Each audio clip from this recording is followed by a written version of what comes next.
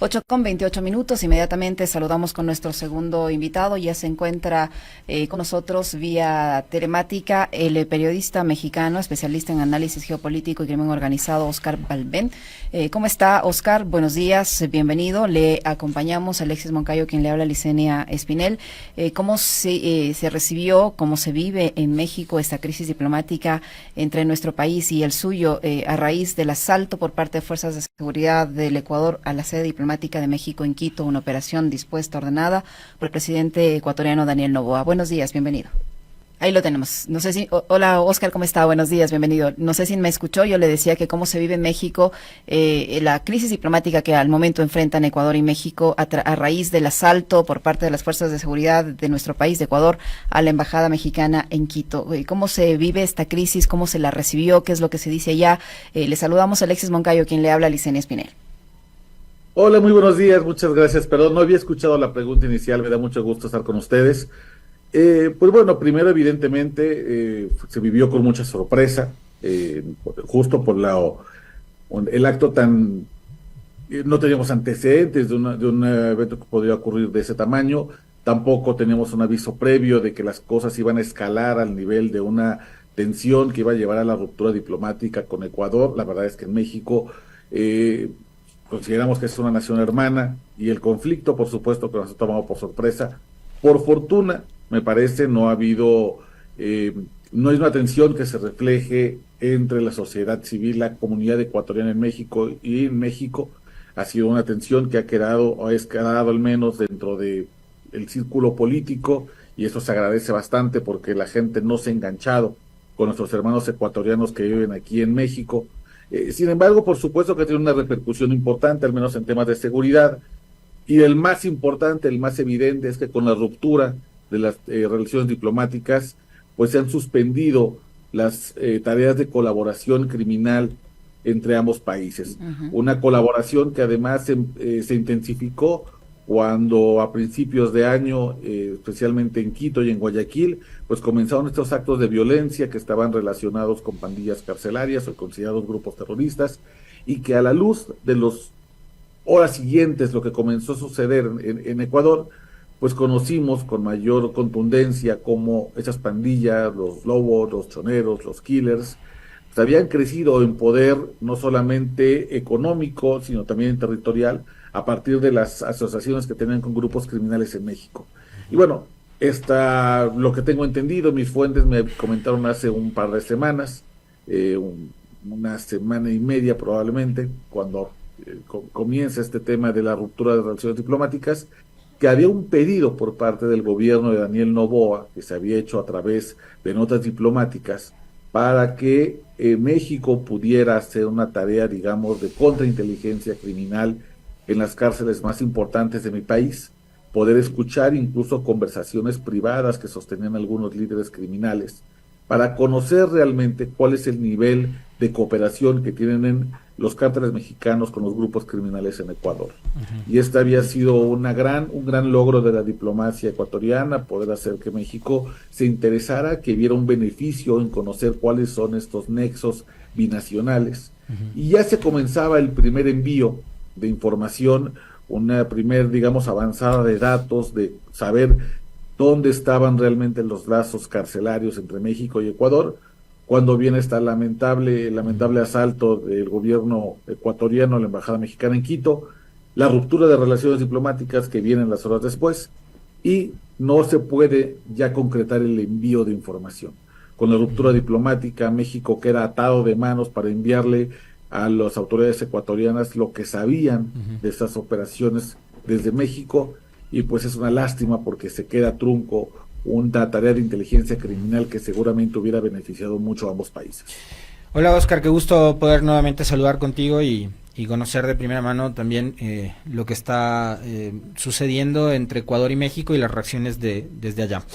El 11 de abril, Óscar publicaba un documento muy interesante que hace justamente mención a esto que estaba señalando, Óscar, los expedientes secretos congelados entre México y Ecuador. Por primera vez, dice Óscar, en este artículo se abrió un expediente con el objetivo exclusivo de conocer desde las cárceles de ambos países la relación criminal entre México y Ecuador, nombres, alias, tratos, transacciones, pero especialmente los contactos adentro y fuera del AMPA que les ayudaban. Una maniobra histórica, un eventual ejemplo de cooperación binacional, esto es súper importante. El expediente apenas acumuló unas cuantas hojas cuando la información parecía que fluiría con rapidez del gobierno de Ecuador. Violó la inmunidad diplomática de la embajada mexicana en Quito y con violencia armada extrajo al ex vicepresidente Jorge Glass, acusado de peculado, pero también considerado un refugiado político. Horas más tarde, el mandatario mexicano Andrés Manuel López Obrador ordenó la ruptura de relaciones entre ambos países y la luz se apagó. En la oscuridad se quedó el expediente secreto que prometía demoler o al menos golpear con dureza la ruta narcótica y de armas entre México y Ecuador. Nunca sabremos lo que se hubiera encontrado, o más importante aún, quiénes están detrás de esta red criminal. Grito: Ecuador es el tercer país del mundo con mayores decomisos de cocaína en el planeta. Sin cooperación con México, el crimen organizado es el mayor ganador. Esta última frase, Oscar: con la ruptura entre México y Ecuador, acá existe un solo ganador, y ese ganador, como bien señala tu artículo, es justamente el crimen organizado. ¿Qué se podía haber alcanzado? ¿Qué se podía haber logrado si es que no ocurría aquel evento desafortunado del pasado 5 de abril? Yo creo que 3 cosas se hubieran logrado. Primero, hubiéramos podido tener una mejor comprensión de cuál es verdaderamente la relación criminal entre los grupos de México y Ecuador. Hasta hace 5 años era impensable esta relación.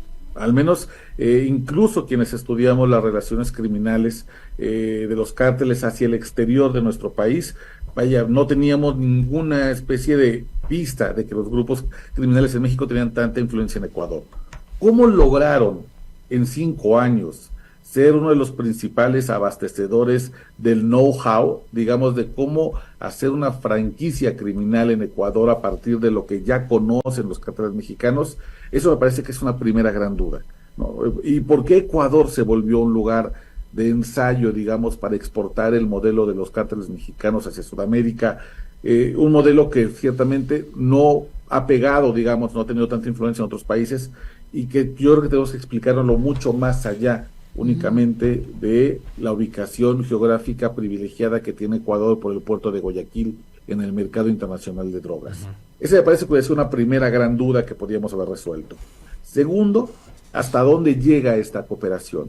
Si únicamente tiene que ver con un trueque de drogas por armas, o de armas y drogas por conocimiento criminal, por base social, incluso a ver si tenían cooperaciones a nivel financiero, es decir, que los grupos criminales en Ecuador y los grupos criminales en México pudieran compartir paraísos fiscales para poder lavar el dinero que sacan de actividades ilícitas de fácil recaudación, como puede ser la extorsión, que es uno de los grandes males que, por ejemplo, sufre hoy Guayaquil o sufre hoy Quito. Eso también creo que si los mercados financieros estaban compartidos. Pero tercero, lo más importante y acaso lo más peligroso, es quiénes están realmente detrás de estas redes criminales. Y cuando hablo quiénes están realmente detrás, hablo, por ejemplo, de quiénes son los verdaderos ganadores de que esos dineros millonarios, que son las ganancias del crimen organizado, vayan a parar a los sistemas financieros, a los sistemas bancarios, y que después se conviertan en dinero blanco. Déjame ponerlo de otro modo. Cuando en México fue arrestado por tercera y última vez el Chapo Guzmán, antes de ser extraditado hacia Estados Unidos, donde actualmente se encuentra, este gran capo de las drogas, meses antes, ofreció una entrevista a la revista Rolling Stone desde un lugar secreto, un lugar recóndito, aún era considerado fugitivo. Y a mucha gente le sorprendió escuchar a Joaquín Guzmán Loera por primera vez, porque nos lo habían pintado como un hombre que era la mente criminal del mundo, una especie de Hannibal Lecter del narcotráfico. Es la entrevista que le concedió perdón que te interrumpa, Oscar, a Kay del Castillo y a Sean Penn. Es correcto, hablo de esa entrevista, justamente. Incluso es una imagen muy famosa, que él tiene una camisa azul como de un diseño muy estrafalario. Y la gente pensaba que detrás, que era una mente brillante, ¿no? Que era una especie de gran lord criminal que podía tener un negocio en México, pero tenía negocios en Malasia y negocios en Europa y había conquistado parte de África. Y cuando uno lo observa y cuando uno lo escucha, pues es un tipo realmente corto. Parece que incluso la estructura gramática de sujeto, verbo, predicado le cuesta muchísimo trabajo. Es un campesino que con una instrucción académica bastante corta, con un tren de pensamiento precario, estrecho, vayan, se parece mucho la manera en la que habla, por ejemplo, y lo digo con todo respeto, a los abuelos de muchos de nosotros que no fueron a la escuela y que tenían oficios, no profesiones, que no habían ido a la escuela. Diferente, por ejemplo, a Pablo Escobar, que incluso fue político, que tenía una buena capacidad de oratoria. Sí, exacto, exactamente. Contrario mucho a lo que nos repita los capos, de repente parece que el Chapo era un tipo bastante limitado.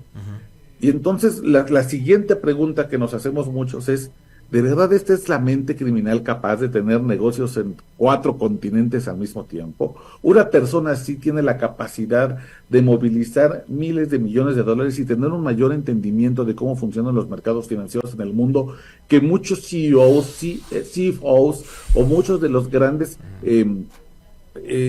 equipos de inteligencia financiera que existen en el mundo. No, por supuesto que no, era evidente que el Chapo era únicamente la fachada, digamos, el rostro público de un enemigo, una entelequia que llamamos el crimen organizado, y que detrás de él tenía que haber poderes mayores, incluso seguramente de corbata, de traje, de camisa, lo que le llamamos el cuello blanco, que realmente estaban capitalizando los negocios del crimen organizado.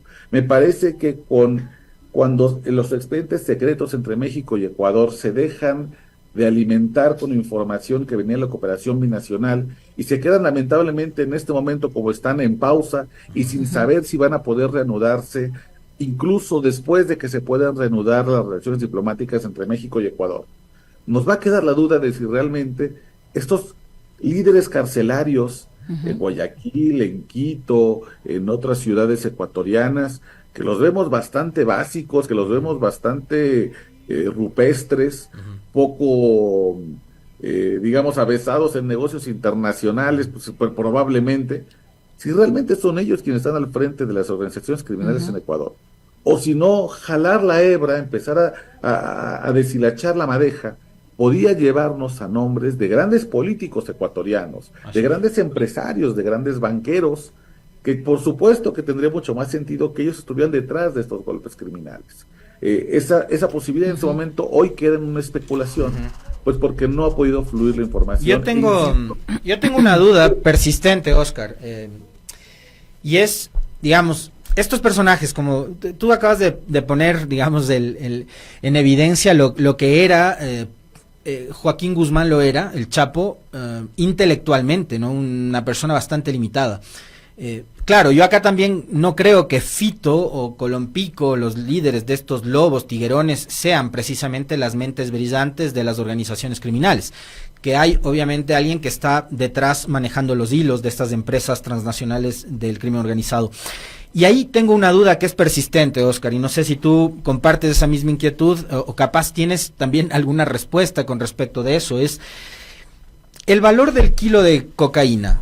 Aquí en Colombia, que es donde se la produce, o en Perú, o en Bolivia, y en Ecuador, donde empieza a comercializarse y sale desde los puertos, tiene un valor, ¿ya? Ese kilo de coca, ese bloque, aquí cuesta no sé cuánto, ¿ya? Pero ese valor se incrementa por chorrocientos miles de dólares cuando llega a Nueva York, a Miami o a Ámsterdam. Y allá debe haber capos que reciben esa droga y que son los que se benefician de esos miles de dólares que termina costando ese bloque de droga. Yo ahí quisiera una reflexión tuya sobre ese tema. Y otro asunto adicional. Fíjate, esta semana, o la semana anterior, perdón, salió un reportaje de Radio y Televisión Española. No sé si tú lo viste. Es un reportaje un poco extenso en Radio y Televisión Española que se refiere justamente a la falta de seguridad que hay en los puertos ecuatorianos, específicamente en el puerto de Guayaquil.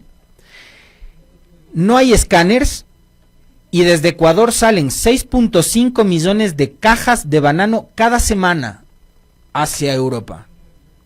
Y la única tecnología, dice el reportaje de RTV España, la única tecnología con la que cuentan en el puerto de Guayaquil en Ecuador es un perro que olfatea los contenedores desde donde se envían 6.5 millones de cajas semanales de banano hacia Europa.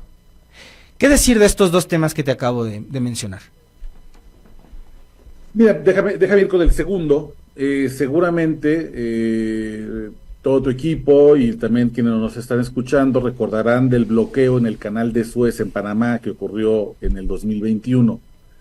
Si no lo recuerdan rápidamente, era un buque de carga que gira, en vez de ir en vertical sobre el canal, comienza a hacer un desplazamiento diagonal, horizontal, y queda atrapado, digamos, entre los márgenes. Fue un atasco de horas. Uh-huh. Y esas horas se convirtieron en pérdidas multimillonarias a nivel internacional.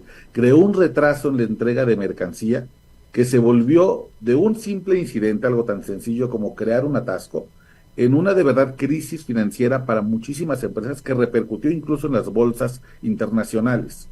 El puerto de Guayaquil, por la importancia que tiene, por la conectividad que tiene, por ejemplo, por el Pacífico hacia Estados Unidos, pero también hacia la izquierda, digamos, viendo el mapa de frente, hacia los mercados asiáticos. Es uno de esos puertos que no se puede permitir ningún atasco, no puede permitirse de ninguna manera pasarse de minutos en cuanto a la revisión de los buques y o de los barcos cargueros. Y esto hace que las labores de vigilancia tengan que ser por diseño bastante laxas. Los grupos criminales dependen, por ejemplo, en lugares como el puerto de Guayaquil en tu país, pero, por ejemplo, el puerto de Lázaro Cárdenas en el mío, o el puerto de Ensenada, o el puerto de Manzanillo, que son de los tres más importantes en México, dependen de que las empresas tengan un apuro todo el tiempo por estar entregando y por estar sacando los productos que llegan. Esta prisa, por supuesto, no es compatible con exhaustivas revisiones. Incluso es todo lo contrario a lo que desean las empresas que tienen ahí sus negocios. Así que a propósito, en muchas ocasiones van a mermar los presupuestos de seguridad para que los arcos detectores de rayos X hagan una revisión express y se vayan, que no haya suficientes policías que puedan hacer exhaustivas revisiones, porque justo eso puede alentar el proceso de salida y claro, perros policía, todo lo demás, no va en contrario a la idea, esta idea bastante capitalista de tiempo es dinero, time is money. Uh-huh. Así que para muchos grupos de interés, sobre todo empresariales que pueden estar coludidos dentro de los uh-huh. puertos, la idea de aumentar la vigilancia, de ser más exhaustivos en las revisiones, de parar a cada vez más barcos cargueros y identificar qué tienen realmente esos bananos, esas cajas de fruta, esas cajas de verdura, esas computadoras, ¿qué tienen realmente en el interior si no vienen huecas o cargadas de fentanilo o de cocaína o de precursores químicos para hacer metanfetaminas? Pues no es bastante atractivo.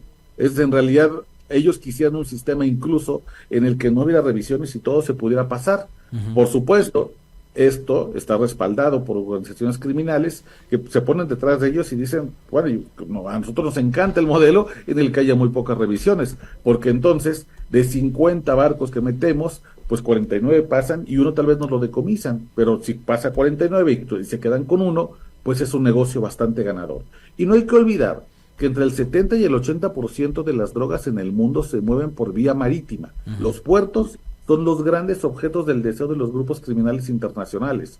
Así que, esta falta de revisión, esta falta de infraestructura, de seguridad, pues no es una casualidad, no es un error que los gobiernos o las empresas vayan a arreglar, porque apenas se dieron cuenta de que no tienen la tarea o los recursos materiales o humanos suficientes para hacerlo. Forma parte del diseño de los puertos modernos, en los cuales hay que dejar pasar el mayor número de mercancía, porque eso significa una mayor capacidad económica para el país. Yo te diría esa primera parte. Y la segunda, como comenzaste la pregunta, yo creo, al igual que tú, tengo esa misma sospecha de que realmente ni el FITO ni muchos otros grupos o liderazgos criminales son realmente el último eslabón de las pandillas carcelarias o grupos terroristas en Ecuador. Yo considero que hay, por supuesto, detrás muchas más intereses. Perdón que te ponga ejemplos mexicanos, pero son los que conozco. Por ejemplo, en México que estamos en otra temporada de elecciones, en apenas 5 semanas vamos a elegir a nuestro próximo presidente o presidenta, porque las dos favoritas para hacerlo son mujeres. En México las elecciones son financiadas, a diferencia de Estados Unidos, no con dinero público, no con dinero privado, sino con dinero público. Hay un árbitro electoral que junta una bolsa de dinero y le reparte a los partidos cierto dinero público, dependiendo de cuántos votos obtuvieron en la elección pasada, y les dice, no pueden pasarse de este tope de gastos. Evidentemente, nadie en este país respeta esas reglas. La mayoría de los candidatos, desde el candidato más pequeño hasta el candidato a la presidencia, va a gastar 5, 6, 8 veces más esa bolsa mínima, y todo el mundo lo sabe. Somos más parecidos de lo que creemos. Bueno, fíjate, lamentablemente. Por supuesto que para ganar una elección en México, y ahora para ganar una elección en Ecuador o en Perú o en Colombia, que países latinoamericanos que lamentablemente estamos hermanados con esas debilidades institucionales, gana el que tiene más dinero. Y entonces, por supuesto que nadie respeta ese mínimo de gastos a los que la ley está sujeto. ¿De dónde sacas 6, 7, 8 veces más? Pues a través del crimen organizado, es la bolsa más sencilla. Entonces, por supuesto que hay un incentivo para que los gobiernos locales en México no destruyan al crimen organizado. Tengan que aliarse con el crimen organizado para que a la hora de la elección puedan meterle mano a esa gran bolsa y entonces puedan garantizar que van a ser competitivos en una elección. Yo lo explico a mis alumnos de este modo.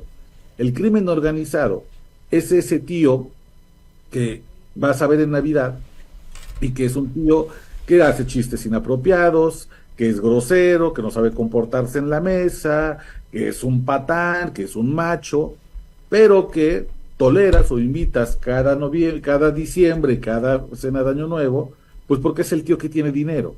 Y entonces, pues si un día te falta el dinero y un día estás corto, pues necesitas llevar una buena relación con el tío para que le pueda decir, oiga tío, ando un poquito corto, no me puede prestar, acuérdese que lo invité a la cena, acuérdese que usted es mi tío favorito. En realidad es un tío bastante detestable, es un tío indeseable en la mesa, pero no lo rechazamos, no le cortamos la invitación. Es más, lo sentamos a la mesa porque eventualmente un día vamos a requerir de sus favores y de su dinero, ¿no? Y bueno, pues hay que aguantarlo, lo aguantamos poquito, pero porque sabemos que vamos a tener que recurrir a él en momentos de emergencia. Me parece que en México y en Perú y en Ecuador y en Colombia muchas veces los actores políticos actúan del mismo modo. Sabemos que es un invitado indeseado el crimen organizado, que genera muchos problemas, que en realidad afecta a la gobernanza, afecta también las encuestas, no genera grandes carreras criminales, grandes carreras políticas, pero te permite ganar elecciones, pero te permite ganar base social, pero te permite tener apoyos institucionales, tener de tu lado un gran aliado cuando lo necesitas. Así que nunca realmente vas a combatirlo, vas a preferir hacer una asociación para cuando tengas que necesitarlo. Y en ese sentido, pues los expedientes ecuatorianos, secretos entre Ecuador y México, nos podrían dar una mejor idea de quién es ese tío incómodo, a quién invitamos a la mesa cada año, con quién comemos, quién es esa presencia indeseable, para que en algún momento pudiéramos tomar la decisión, y ojalá pudiéramos en algún momento prescindir completamente de su presencia y poder comenzar a plantearnos cómo se gobierna un país pensándolo más en términos de nación y menos de empresa criminal.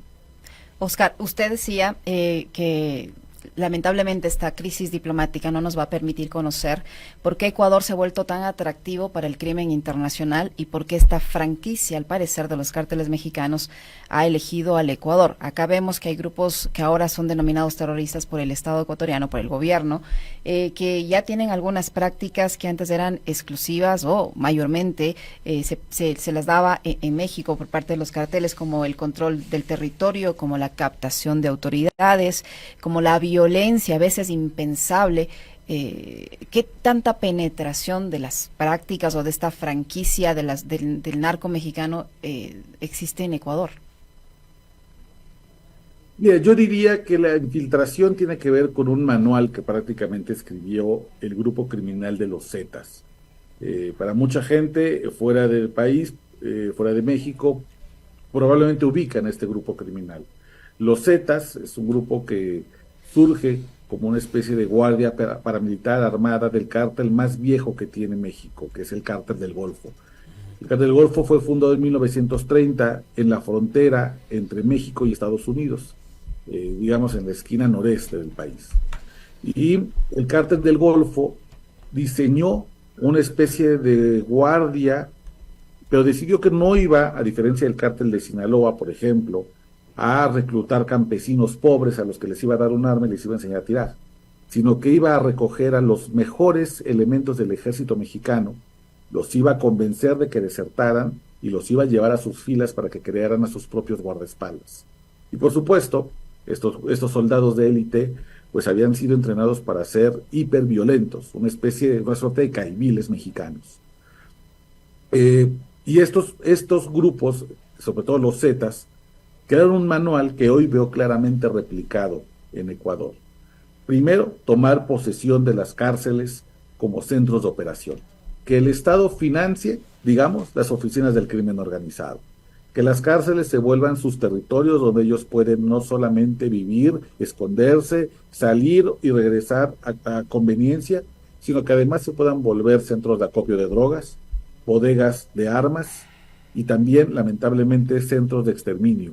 En México, por ejemplo, nos dimos cuenta que teníamos prisiones como Piedras Negras en Coahuila, que están completamente manejadas por los Zetas, donde una vez que el Estado pudo entrar, porque además no se podía, ni siquiera los gobiernos entraban a esas cárceles, a pesar de que eran instalaciones de gobierno, una vez que se logró entrar, se descubrieron que ahí había hornos clandestinos para cremar personas, había fosas ilegales donde muchos mexicanos fueron a parar sus cadáveres, que hoy no sabremos nunca lamentablemente su identidad, muchas de esas personas inocentes que no tenían nada que ver con el conflicto entre cárteles.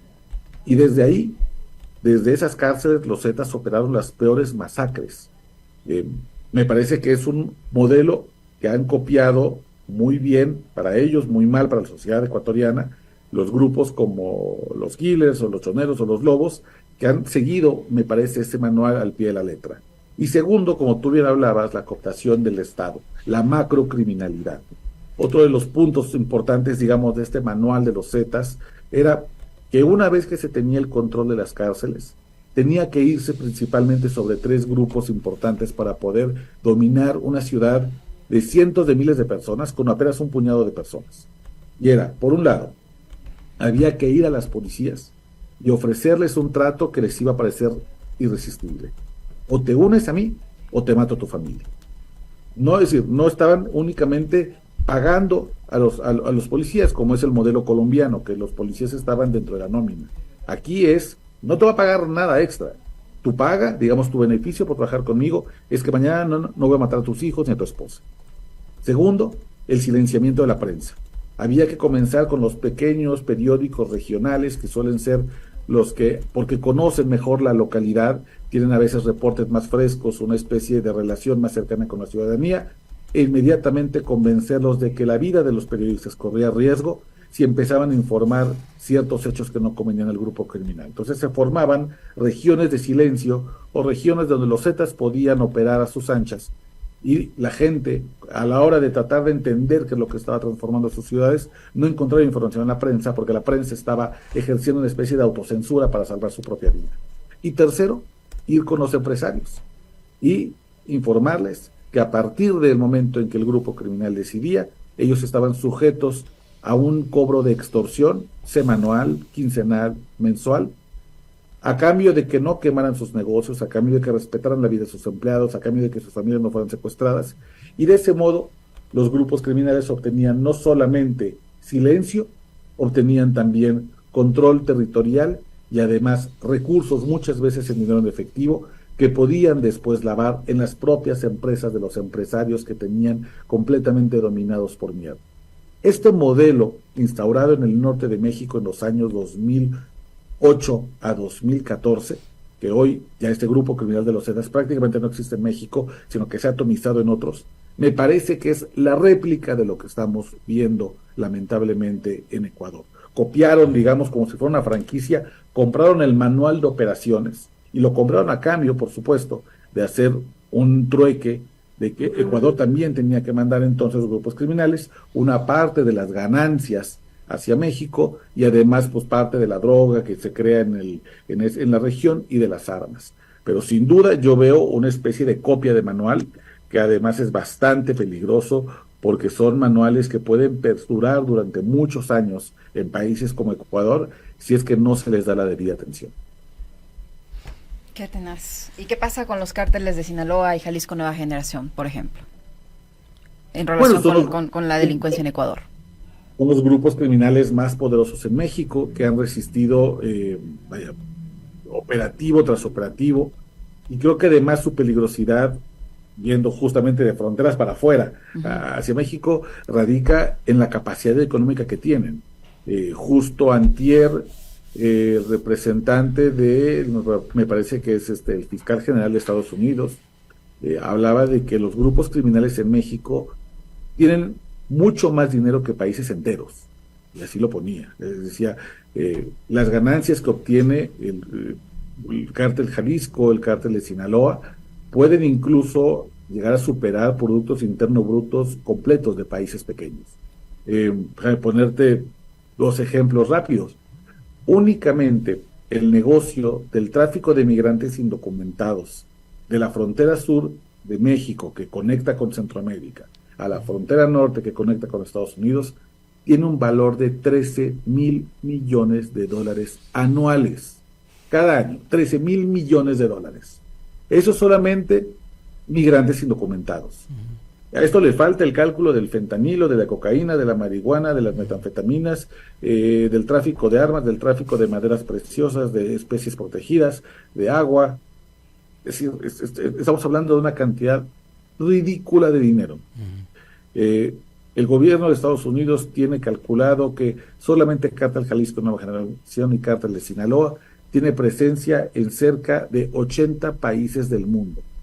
80.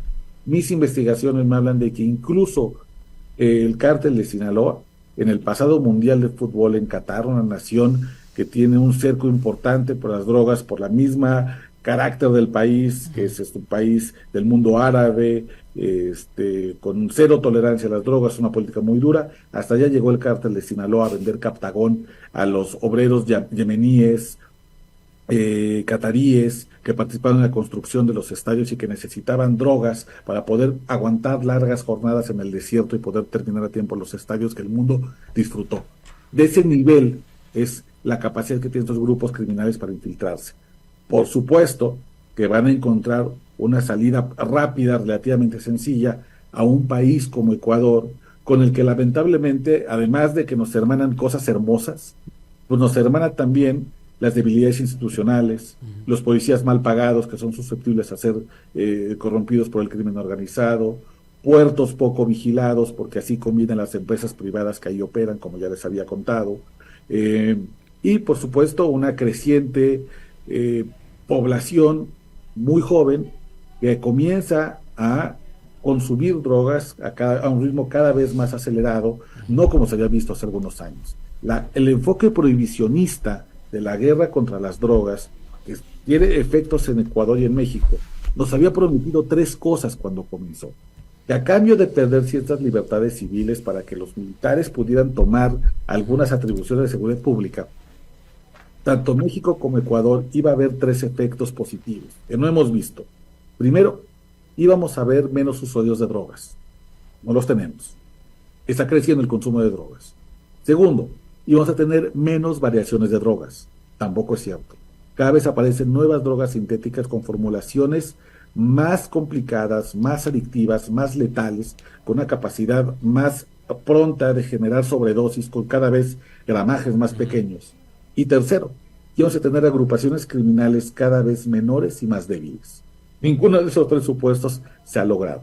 Y en esas 3 mentiras que nos contaron que iban a suceder si nosotros cedíamos como países la seguridad pública a los militares, se nos juegan muchas libertades, se nos juegan además la vida de policías, de hermanos, de vecindarios, de ciudades enteras, que insisto, hoy lamentablemente, regresando al punto con el que iniciamos, no sabremos hasta dónde realmente penetró el crimen organizado, quiénes son los verdaderos responsables, la magnitud del desafío económico y territorial, porque en un momento donde México y Ecuador tendrían que estar compartiendo datos de inteligencia criminal, un ejemplo de cooperación binacional, se nos viene la política, se meten la clase política a arruinarlo de vuelta, y lamentablemente no sabremos si incluso una vez restauradas las relaciones diplomáticas pueda volver a fluir ese experimento.